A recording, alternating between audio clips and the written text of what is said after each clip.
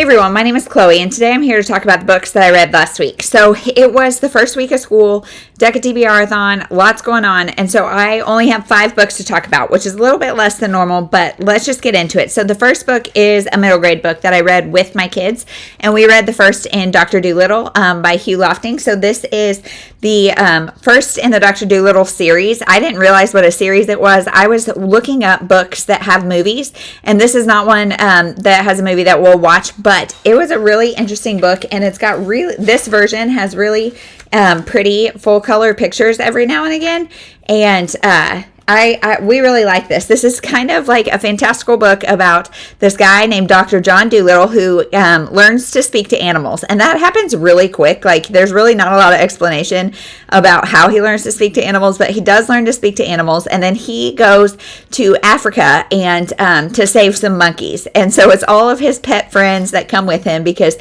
he is a human doctor that then realizes he's better suited to animals. And so he starts taking care of animals, and he goes, because he can communicate with the animals, he knows how to like help them because they can talk about their symptoms, all that kind of stuff. So he goes to Africa and back, and a lot of crazy things happen.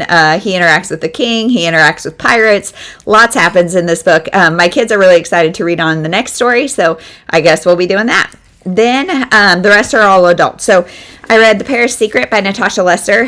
Because I'm daily vlogging, I'm not going to go too in depth about any of these, but this one is a chunker of a book about 3 women and their involvement in World War II. So we start in 1939 in England, and then we also follow kind of a perspective in Paris in 1947 and then present day. So this focuses heavily on the role of female pilots in World War II. And our main character is ironically named Sky, and she's a female pilot trying to make her way.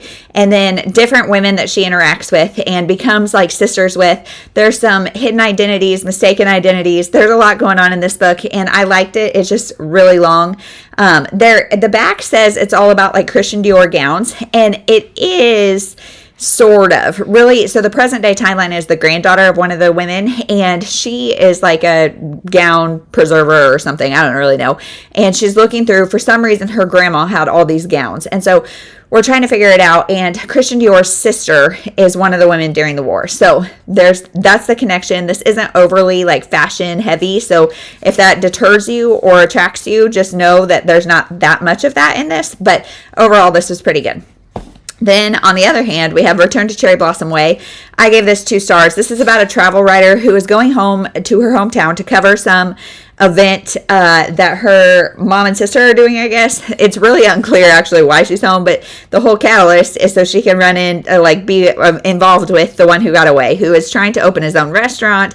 He's just a gross character. I mean, he's not gross. I just don't like him. He is really, not straightforward about things, and so he's literally tries to avoid answering questions all the time. It's just I just don't like their relationship. I didn't like either of the characters. I gave this 2 stars. Passing that on. Done with that. Then we have The Brethren by Beverly Lewis. This is number 3 in her Annie's People Amish fiction series that I've been binging this month. I don't know why. This is an Amish soap opera that I cannot look away from. This wraps everything up really nicely in the trilogy, and I really enjoyed it. And so I would recommend this trilogy for something fast and quick and wholesome, yet also dramatic. If you're looking for that, pick it up. And then last is The Lost Children by Shirley Dixon. I really like this book. So upon further digging, I realized I have read one other Shirley Dixon, The Last Love Note. No, that's not what it's called. I can't remember. I don't know what it was, but didn't love it. I gave it 3 stars. It was fine. But this one I really liked. This is about, we open with a woman who finds out she's pregnant in 1935, and it's a scandalous pregnancy, whatever. She ends up having 2 twins, and the little girl has cerebral palsy, and she kind of has a rough road, and the mom is a mama bear that fights for her kids, and I love that. Well, the war starts. They end up having to go to the English countryside to stay safe. And it's from their perspective as 8 to 10-year-olds trying to find their place in the English countryside with different families, different relationships, as deaths in their lives happen. It's heavy, it's hard, but it's also really hopeful. And the war stuff is the background. It's more about these kids discovering some resilient, or like having their resiliency, the question of strength, which one is the strong one, because the brother always protects the sister because she has cerebral palsy. She, has a lot of struggles, both with other people and like her own body and all that kind of stuff, and limitations and things. And so he's the protector, and yet she is also so darn strong. And so I just love this book. I really, really would recommend it. And yeah, so that's everything that I read in the last week. These go Saturday to Friday. And so I did finish a bunch of stuff on Saturday. So hopefully next week will be a little bit more interesting. But that's everything I read. Let me know what you read for the week, and we'll see you in the next one. Thank you so much for watching.